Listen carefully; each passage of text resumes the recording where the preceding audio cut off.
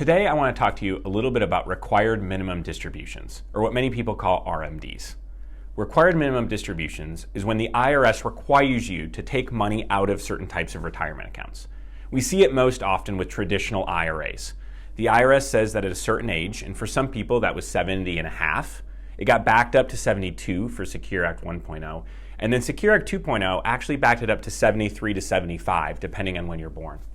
But the IRS says at one of those ages, you have to start taking withdrawals, whether you want to or not, out of your retirement accounts. Luckily, things like Roth IRAs and now Roth 401ks are exempt from required minimum distributions.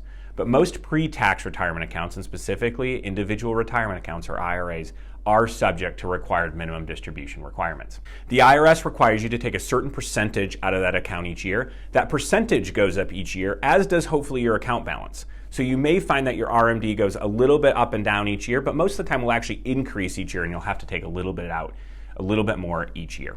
The question that we get often though is, what do I do with this money? What if I don't want to take this money? What are my choices? And we always tell people you have three different choices when it comes to required minimum distributions. The first is to just take it and spend it someplace. You can have us withdraw it out of your bank account, take a distribution out of your IRA, put it into your bank account and spend it. Chances are if you're not taking your required minimum distributions each year, you probably have plenty of money saved up for retirement. And it's okay to spend this money sometimes. It's okay to enjoy it. Take it, spend it on a vacation, your family, or go do something fun with it. The other option is to reinvest the money. Now, we still have to take the money out of the IRA. The IRS wants us to do that because they really want to charge you taxes on it. That's really their key goal behind required minimum distributions. They allowed you to put money into a traditional IRA or a traditional 401k on a pre-tax basis. They allowed it to grow tax-free over those time periods, but they want you to take the money out so that they can charge you taxes on it. And so when we get to required minimum distribution age, we have to take it out of the IRA, but it doesn't mean that we just have to put it in a bank account and spend it.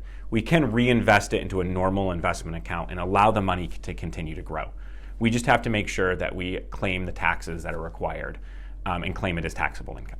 The third option is maybe the most advanced option, and we've utilized this a lot for our clients, and is a really good option, especially for people who want to give money to charity. And that's utilizing a new rule that came up a few years ago called qualified charitable distributions, or what we call QCDs. Qualified charitable distributions are not allowed out of IRAs until you turn 70 and a half, but for anyone who's taking an RMD, they've already reached that age. And so QCDs are always an option for someone when we're looking at required minimum distributions. A qualified charitable distribution, or QCD, is when we take money directly out of your IRA. It does not go to your bank account, but instead goes directly to a charity. And so the custodian of the account, so for our clients, that's Charles Schwab. Charles Schwab will write a check directly to that charity.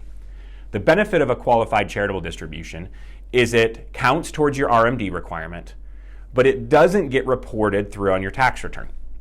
And so while you still get a form for it, by telling the IRS that this was a qualified charitable distribution, they take it right off of your tax return. It doesn't count towards things like Social Security taxation. It doesn't count towards things like thresholds for deducting medical expenses. And you don't have to worry about whether you itemize or don't itemize. You automatically essentially get the deduction for that charitable deduction. So there's, again, three options when you have to take a required minimum distribution. Actually spend it, reinvest it, or use it for a qualified charitable distribution. And many times for many clients, that third option is the best option. If you have any more questions about your required minimum distributions, please feel free to reach out to me or your advisor. We'd love to talk to you about what are the best options for you now that you're at this age where you have to take required minimum distributions.